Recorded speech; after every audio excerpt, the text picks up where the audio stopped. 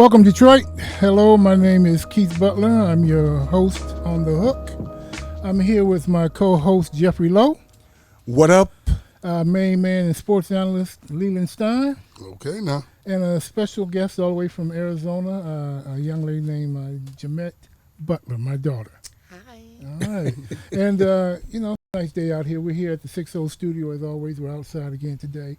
The weather's nice. The golfers are hitting around. It's a little shallow out here right now. But One of the nicest studios in the city of Detroit. yeah. You can't get any better than this. Yeah, nice breeze and stuff like Yeah. that. It's a nice warm. Got a nice little shade out here. But we got a special guest today. Would you like to introduce him, Mr. Lowe? Well, I'm going to let Mr. Stein do the honors. Okay, Stein. Well, the guest we have here is a man I've been knowing for a long time since college. Okay. Back at UCLA when he was playing there and he was pledging Kappa. And then Larry went on, played pro ball. And he was with the Lions, of course, and I was still out in L.A. covering the Raiders and the Rams back in those days. Okay. And then, of course, we reconnected, which was a blessing when he was working for the Lions. Had one of the bigger front office jobs you can get as a black man back in those days, VP. And, really was proud of him. And then, multi-talented as Noops always are, right? Yeah. Of course, the band, it's been legendary. I've seen him a number of times. And, he'll talk about that with everybody. But Larry Lee. Oh, Larry Lee. How you doing, Mr. Lee? I'm good, y'all. How's everybody doing? Good. Welcome to the show. We're glad you were able to take some time out with us. So, tell us a little bit about yourself, Mr. Lee. Okay, well, I'm originally from Dayton, Ohio, born and raised. I went from Dayton to UCLA on a football scholarship back in the day. And, that in itself was something special back then because, if you grew up in Ohio and Woody Hayes wanted you to play for Ohio State, everybody went there. But I kind of defected and left and went to UCLA. And then spent 4 years out there, graduated, and got drafted by the Lions. And that's how I got to Detroit in 1981. I was drafted by the Lions, so I played my first 5 years here with the Lions. Then I played 2 years with the Miami Dolphins. And then I was traded from the Dolphins to the Broncos. Spent 2 years with the Broncos and played in Super Bowl 22, the famous Super Bowl where Doug Williams kicked our butt that day. So then after that, I lived in Detroit the whole time, even though I played for those other teams and came back here during the off season. Right. And I went through 4 motor companies dealer development program under Mel Farr, who was now. like Mel was a mentor to me. Mel was a UCLA guy, and he and the coach when I was in high school came down to Dayton to recruit me and the whole thing. That's how I first got to know Mel. Mm-hmm. And then about my 5th year in the league, Mel approached me and said, "Larry, man, are you thinking about life after football?" And I said, yeah, a little bit, but not so much. He says, well, your dad was an auto mechanic and everything. I know the auto industry is in you. I want to put you through the dealer development program. So Mel put me through the dealer development program, and I went through that with aspirations of becoming a car dealer guy. And Nice. I ran one of Mel's dealerships for a while, and then when I got out of football, and I did a couple other things. We see the Brewers taking care of each other. Even out here. Yeah, you know what else I learned too? He's an eternal stroller, but that's okay, another man. conversation for another day. That's okay, man. Everybody can't make it. But that's okay. So I got to Detroit, and Detroit became home, man. If you remember back in the day, Mel Farr, Lem Barney, and Dave Bing were like the 3 Musketeers, and so. They were like my 3 big brothers, man. They welcomed me to the city and opened the doors for me, man. Became great friends and the whole thing. So I ended up after football also owning a demolition company. So I was a supplier to Ford, Chrysler, General Motors. You got big. And then I was doing that for a minute, and then I get a call from Chuck Schmidt, the Lions general manager at that time. You didn't throw out any feelers or something like that? He just called you out the blue? He just called me out of the blue and said, Larry, man, we got this position It was called, at that time, it was called player programs, called player engagement now in the league.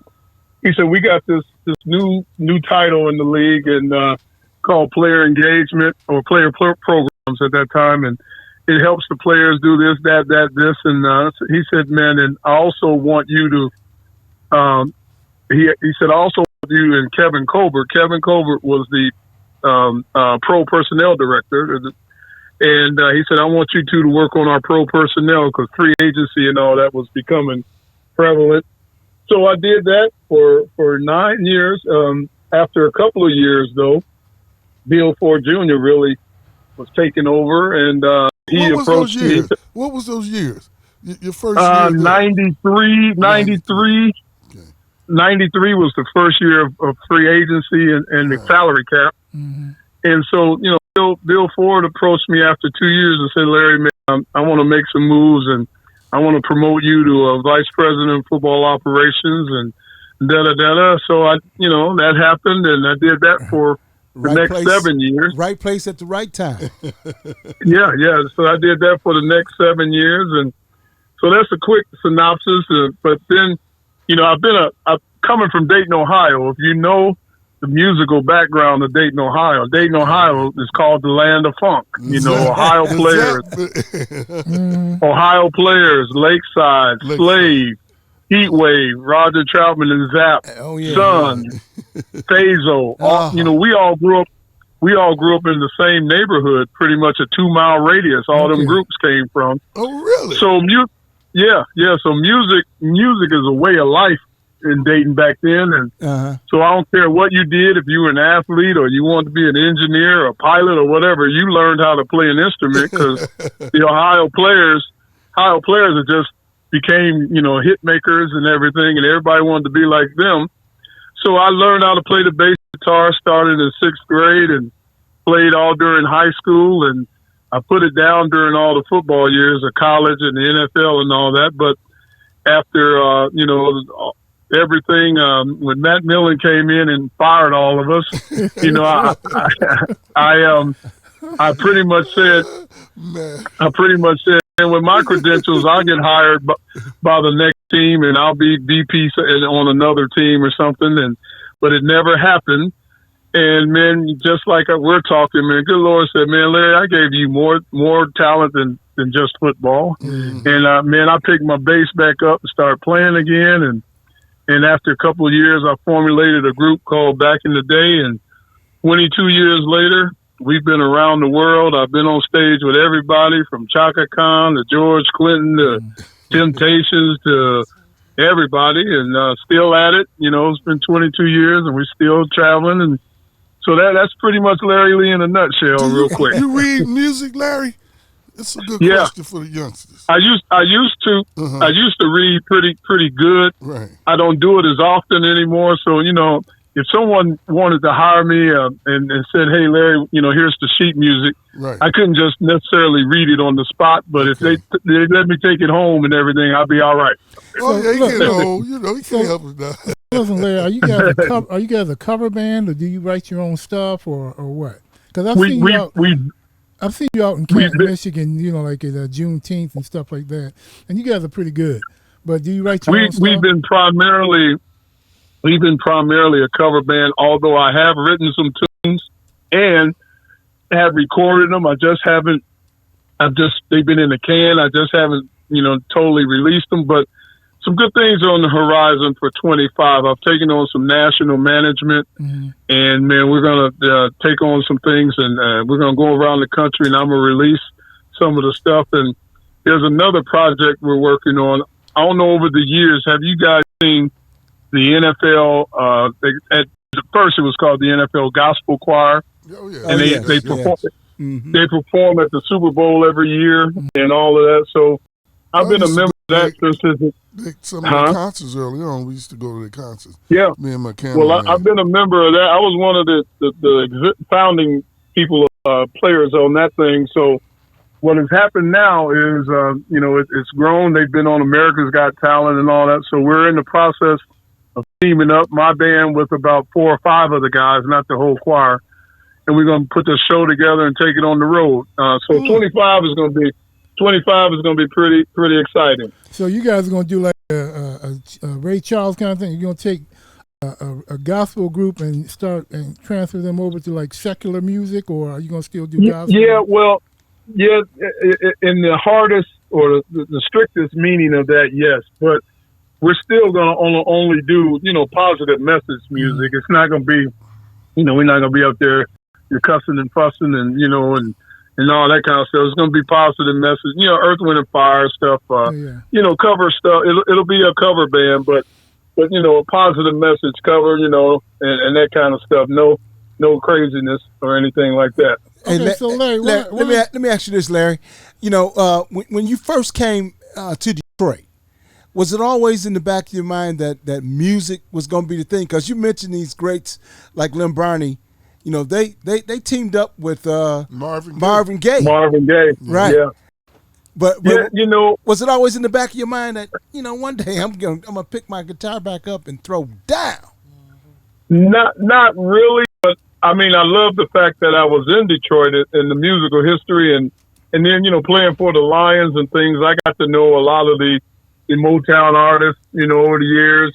Good friends with Martha Reeves and different people, and over the years, and I was just excited about being in Detroit, but I didn't necessarily think about it from the musical point of me, doing it after football. But what happened, I don't know if you guys, there was a blues guy here named Robert Payne. Yes. And I remember Robert was out of Inkster.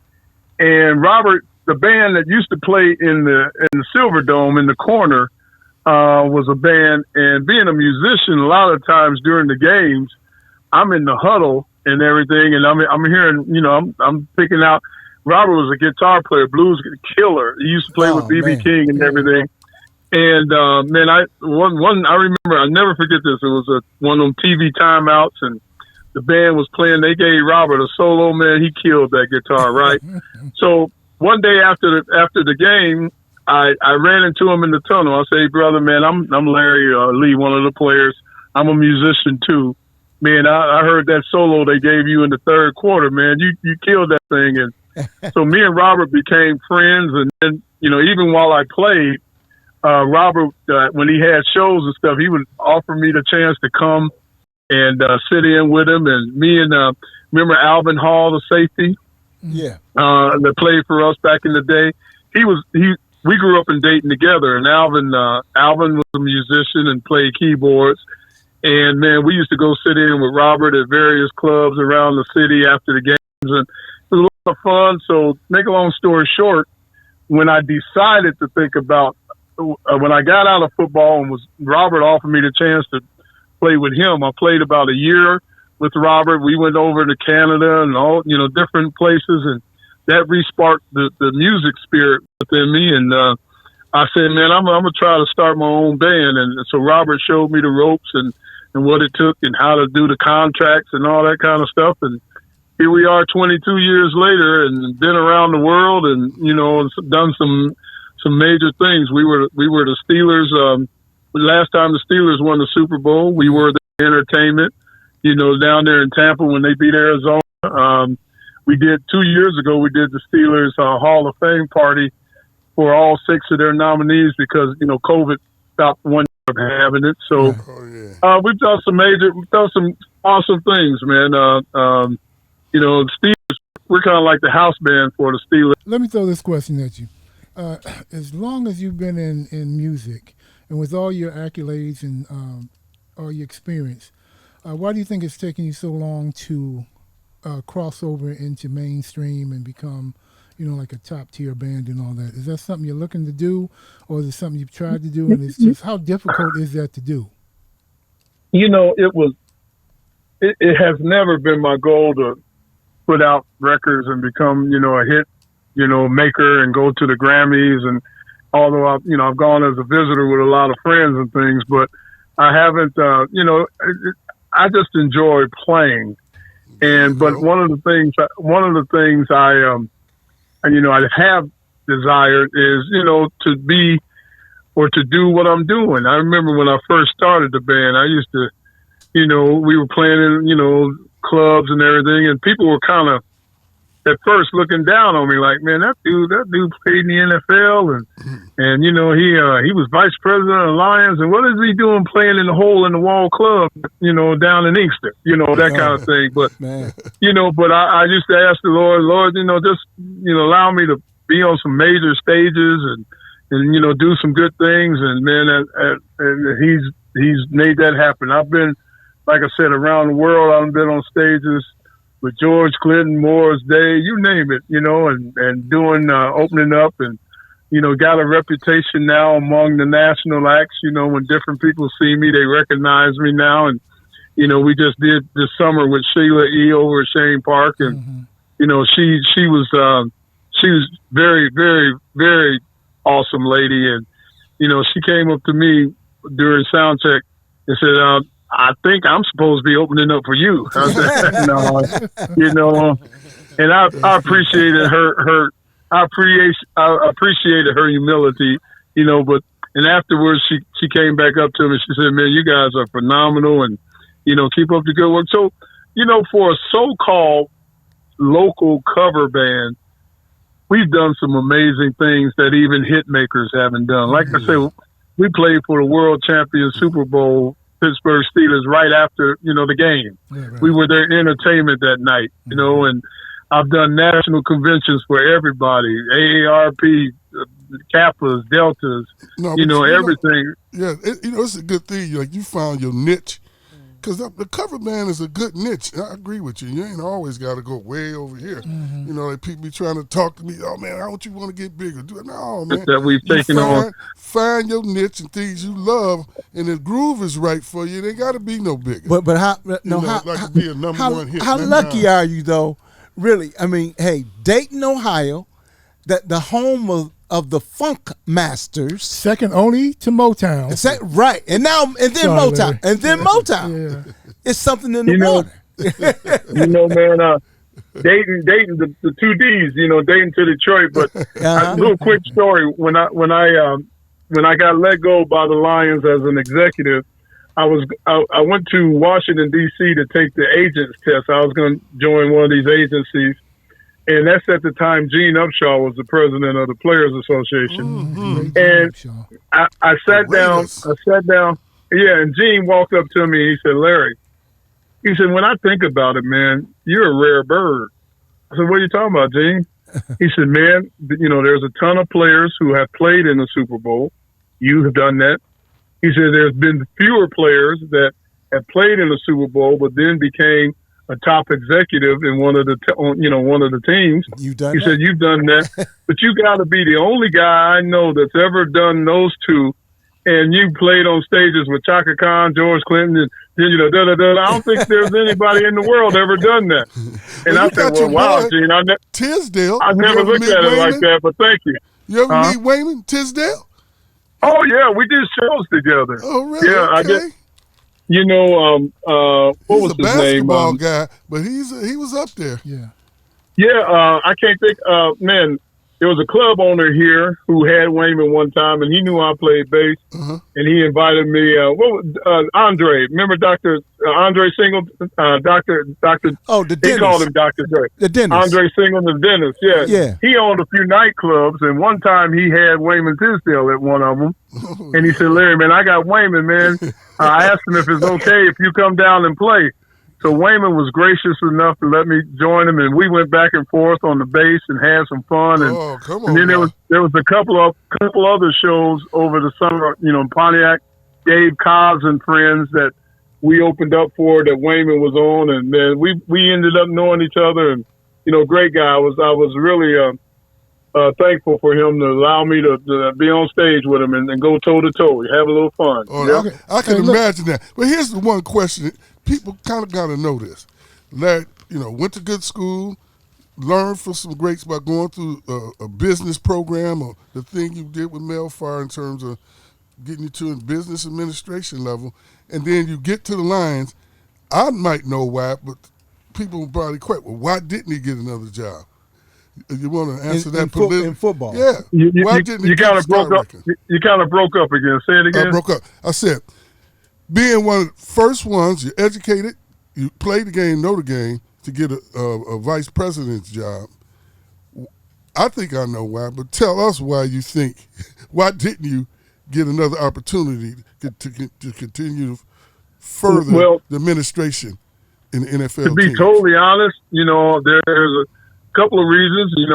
Back then, the world was a little slower for African American, executives. The opportunities weren't as plentiful, and there's a couple other factors. One is, I think it's changing a little bit today, but back then they didn't see players in that ultimate light. We were just players, and that's all we could do. Just a commodity. We weren't smart enough to be general managers and everything. So, that's in my opinion was the case. And then secondly, but then you had guys like Ozzie Newsome who proved that all wrong.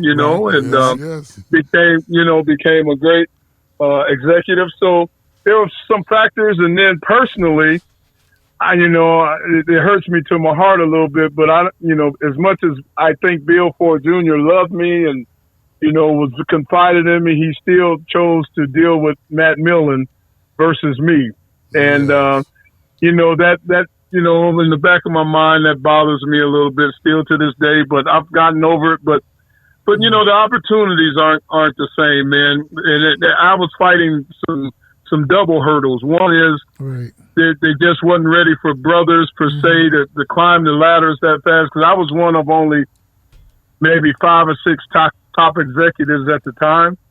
But then secondly, I'm a former player, and there's still to this day, it's not a public thing or anything, but a lot of us former players feel that there's still for those non-former players that get these high titles, they just always kind of look down on players. All we could do was play. We're not smart enough to be general managers and that kind of thing. Or if we are, they purposefully try not to allow us to grow like that.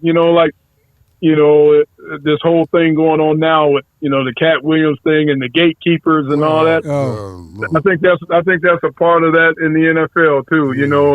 But I got to give it credit. I know, and I've had this conversation. Now you done brought it up. You got to speak to Holmes and what he's done here now, being a black executive for the Lions.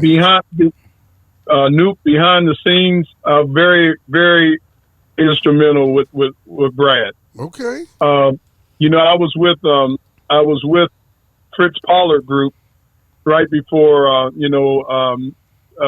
this last opportunity, and we tutored Brad before he took the interview with the Lions. So we kind of I tried to give him the answers to the test before he took the test, but I can't take any credit. Brad Holmes is a sharp brother. No, but you have to take some credit, because without brothers like you all kicking down the door, Brad Holmes wouldn't be. So don't sell yourself short. Okay, I hear you, man. Due. I mean, if King, X, all those guys had to do somebody had to lead the way, and I appreciate that. I'm not being nice, just being honest.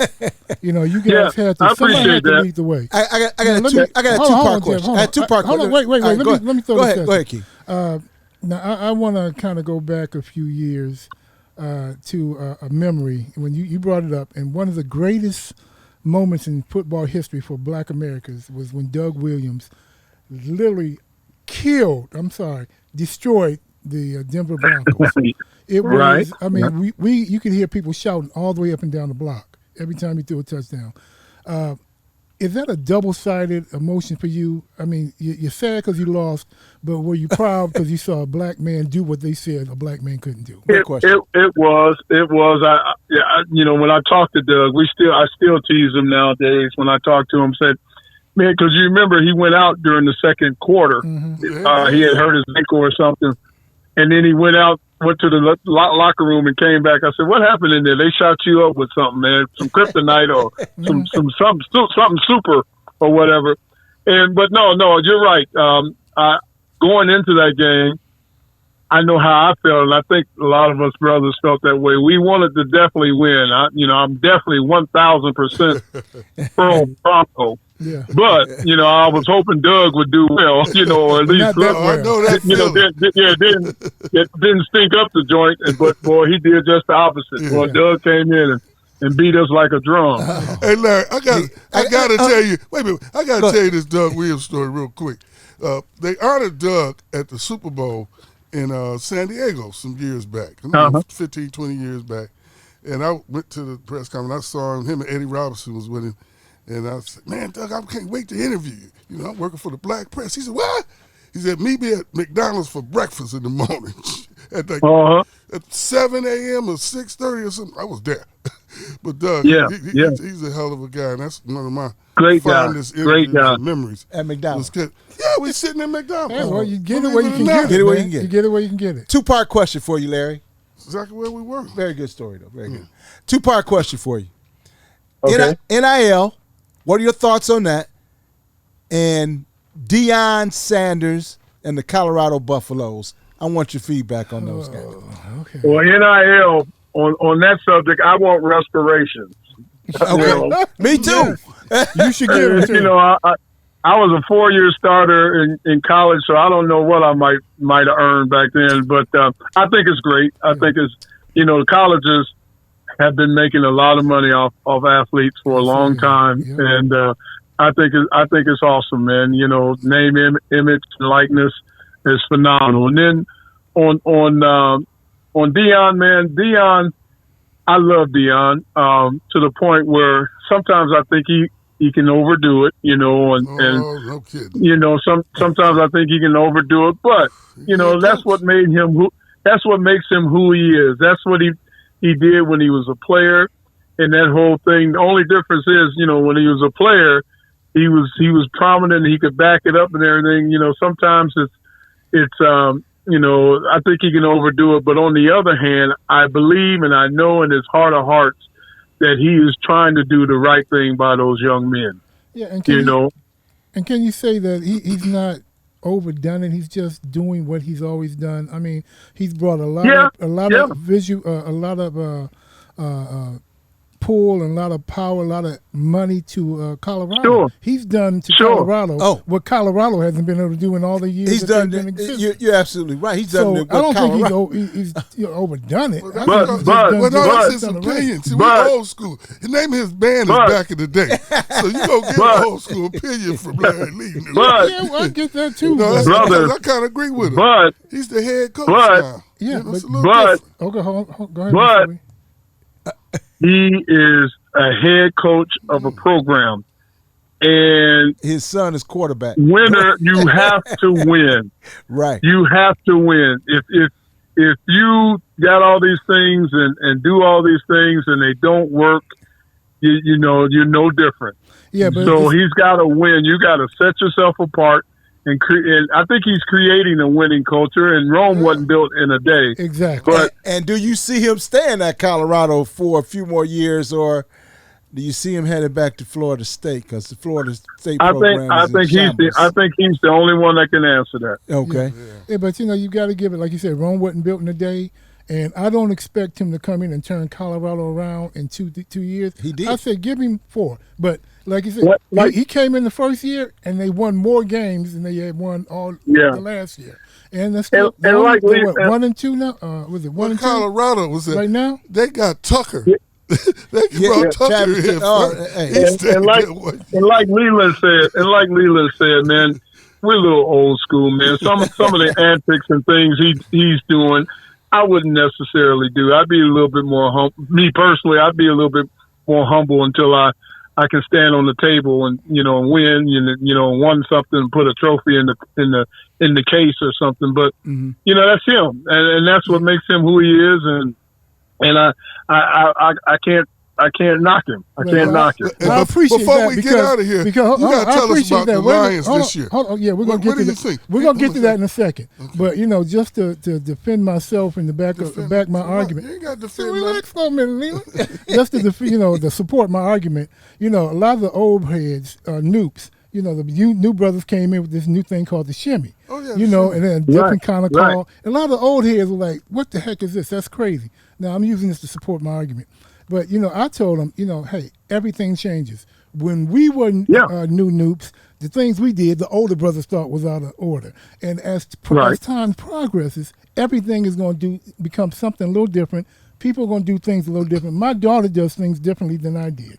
I raised her a certain way, Absolutely. but she took my stuff and took her own stuff and does stuff a little bit differently. So I agree let me with say you. this. Well, hold on, Mr. Lee. I agree with you with Deion, but everybody does stuff a little bit different. If Deion hadn't done what he done, then Colorado probably wouldn't be Colorado. We're saying the same thing. We're saying I'm not knocking them. No, we're saying the same thing. Do it differently. Look, I'll give you an example. I'm 65 years old. Well, me too. My daughter got married. My daughter got married last year this time. Congratulations. I shimmy. Okay. You shimmy? I shimmy. I shimmy. Hey, but I also work the cane. Okay. Okay. I've been You see what I'm saying? I've been shimmying on my own in my room. Nobody don't see me. You see what I'm saying? I shimmied and worked the cane. So you got a nice cross between cane work and shimmying. Okay, I like that. Okay. Exactly. You got to keep up with the times, man. You got to keep up with the times with these young folks. Now, before we go back to football with Leland's question, I'm going to swing it over to a little bit of musical issue subject. We lost a lot of great talent, in the last years. And just recently, we lost one of the greatest frontmen ever. Greatest voices I've ever heard. Love seeing them in concert. I probably saw Frankie Beverly and Maze more than I've seen any other group because they were so solid. Give me your comments on that loss, and how do you think it affects the musical world? Absolutely love Frankie Beverly. I had the pleasure of the Super Bowl in Atlanta when it was there last. There's a NFL official this year. As a fact, he told me he's going to be the most. He's going to have officiated the most games in the NFL. And what's my man's name? I'm drawing a blank. But anyway, we were in a hotel in Atlanta, and we were at a bar just having a few drinks. And Frankie walks in, man. We sat down for like 2 hours, man, talking to Frankie, laughing and joking. And what a great individual. And I got to know his band leader, Larry Campbell, bass player, very well. He and I are really good friends. And, man, nothing but love and honor and respect for Frankie Beverly, man. And like I said, I had the pleasure of meeting him and hanging out with him one time. And it was just amazing, man. His message or his music was all positive. Yeah. I saw something on Facebook the other day. Did you see? It was at one of the HBCU games. They showed the whole stadium singing "Before I Let Go." Have you seen that? I saw No, that. I missed that. Oh man, That's that's Southern. I sent it to my kids. Went to Southern. man, that sent chills. Southern That sent University chills band. through me, man. That was phenomenal, and I got to know a lot of his band members, and so man, nothing but love. And in my show, I'm gonna do several Frankie songs in my shows coming up.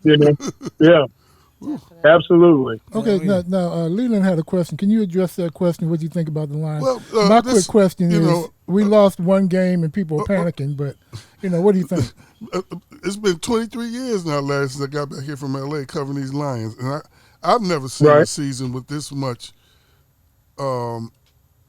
enthusiasm, expectations as this year. Mm-hmm. And so, do you think can they live up to it, or what's your prediction of how you think this thing's going to roll? Yeah, last year was going to be a hard year to follow. Oh no! And people are already panicking because they lost one game. So, is it a cause of panic? I have cautious optimism. Yeah, there you go. I do. Yet, I do believe they can do it. Yes, I do. But I think winning is a learned behavior, and they're learning. They're still learning. They have not learned past tense. They have not learned how to be a winner past tense. They're learning how to be winners present tense. Okay. So I like the moves. One thing I do like about the Lions that are different from my playing days and my front office days is what I'm liking and what I'm loving to see is players' personalities coming out. Yeah. What I mean by that is when I played, we were cool and everything. And then when my front office days, I thought we had it down kind of decently. We had a lot of African American men in the program. Sly Croom, Charlie Sanders. We all worked together. So there were African American men in front of those guys that they could come to, talk to. Me and Barry talked on a regular basis every week, several times a week. So I do like the culture and players, back then. I'm going to my front office era. We had Robert Porcher. We had Benny Blades. Mm-hmm. We had Lomas Brown. Those men were men, and their personalities were showing and that kind of thing. But during that era where they brought in Matt Millen and the whole New England cast and all that, those players were like Stepford wives. They were trying to conform, and that's the New England way where we rule with a strict fist and all that. But now look at themselves. They're having fun. When Brad got in and drafted my man out of Alabama, and he got this bright red suit on, I said to myself, okay, times are changing. And look at them now. Look at their personality all over the place. On the coaching staff, former players, former African-American players on the staff, the personality of the staff. I would never forget 2 years ago on, what's that show, Hard Knocks? Deuce Staley and what's the name going at it like that? That was a war. That's football, man. And that the Lions are finally getting into the new era or the new millennium or whatever you want to call it. And there's a way you do that and still keep it intact. And that's what I love about the Brad Holmes. If you look at Brad Holmes, some of them, like during draft day clips and there, Brad's beating the table. When he got Gibbs, he went nuts. That's great. Yeah, that's what's good. been missing out there. Quit walking around like some robots and show some energy. Show some energy. Have some fun. Yeah. Now, Brad has put together a good enough team. I really believe that. But my only real question is golf sometimes. I get a little nervous with him after seeing it. You get nervous about everybody. What you talking about? Reason why I say that because his immobility hurts you when you have 10 play drives or because no lineman can block. No team can block out the defensive line for 10 plays. Gentlemen, so it's going to come a moment you got an offensive lineman on the line here. You know that, right? Gentlemen, here's the deal.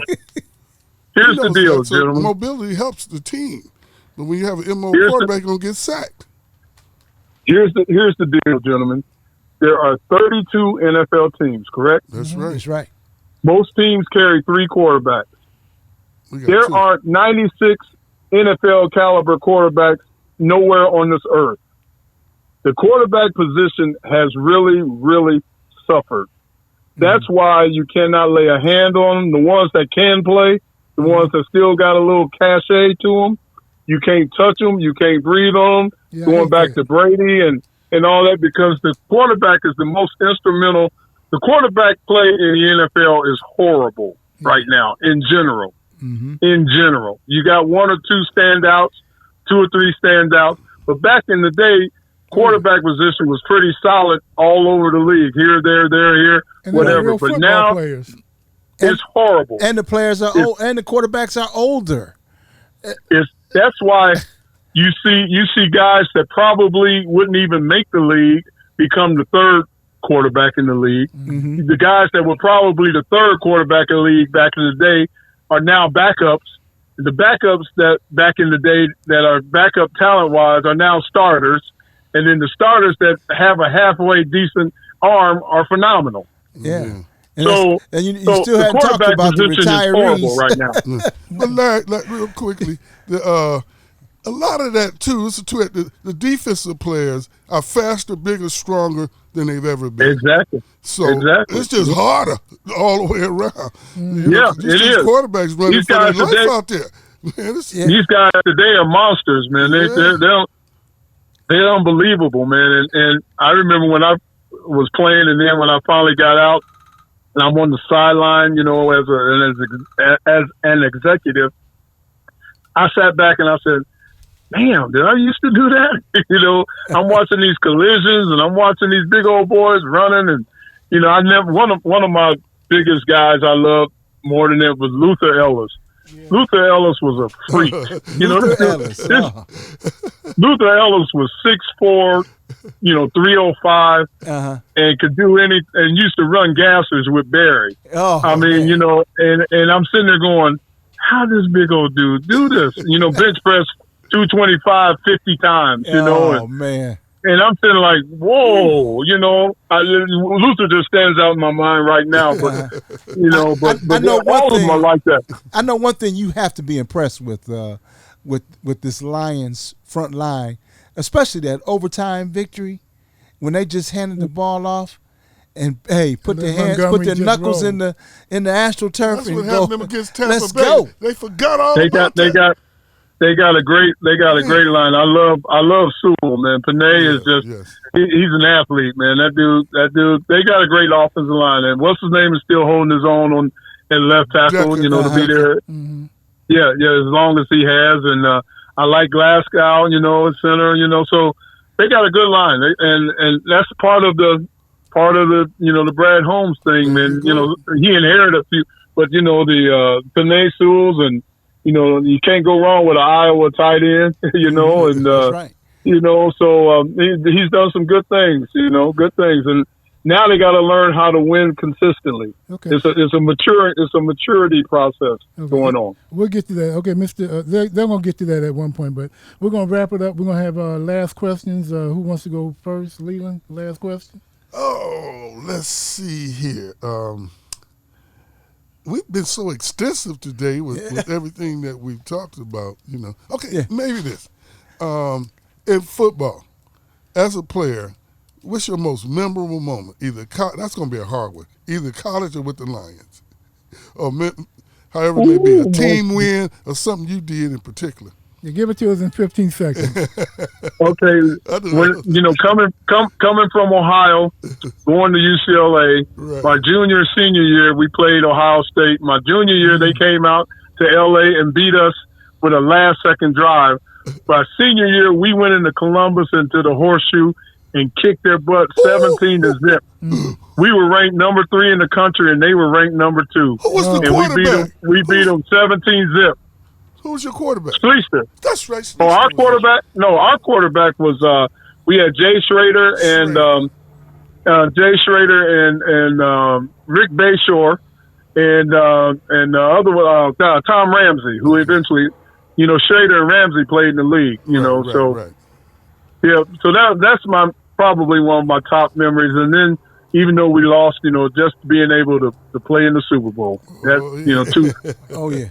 Okay, we're going to go to the person who's been quiet all day. We're going to go to my daughter, Jamette. You got a question for him? I was just curious, through all of your extensive background, had you ever, when it came over to the music part of it, had you ever had stage fright? Are you an actual singer yourself, or do you just play the instruments? I sing the songs that don't need, you know, the play that funky music whiteboard type songs that don't need a whole lot of, you know, that don't need music don't need the real vocals on, and you know, but yeah, no, I never had stage fright because you know, playing in front of thousands of people in the NFL and all that, it just came naturally, and you know, Leland and Jeff and those guys can tell you I'm pretty much a fun-loving people person, so no, I'm good. I'm good like that, you know. Cool. Mr. Lowe? Where do you see this NIL thing going? Positive or negative?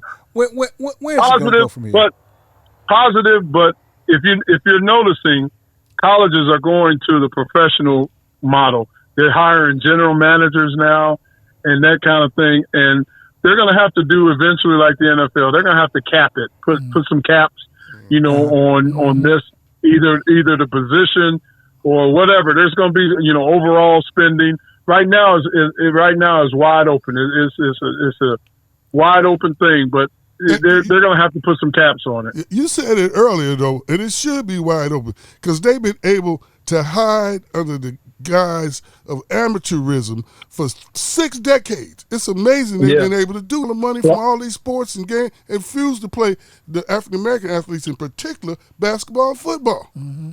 Unbelievable. So I 6 decades. I think you better get it while the getting's good because eventually they're going to put some caps on it and that kind of stuff. Oh, Yep. yeah. Okay. Mr. Lee, last question. If people want to hire your band and all, how can they get in touch with you, your email, your phone number, and stuff like that? Okay, my email is larryleeband@gmail.com. And the number, if they want it, is 248-330-8640. Or you can go to Facebook and go to Larry Lee and Back in the Day Band. We have a website, but it's being revamped as we speak. So I'm gonna wait. It's in progress right now. So probably within the next month or so, it'll be back up. But Larry Lee and Back in the Day band at Facebook, and then Larry Lee Band at gmail.com.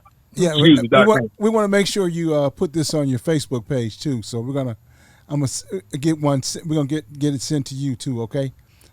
Got it on Facebook. Awesome. Yep. Yeah. Okay. All right, Mr. Lee, we'd like to thank you for being on the show.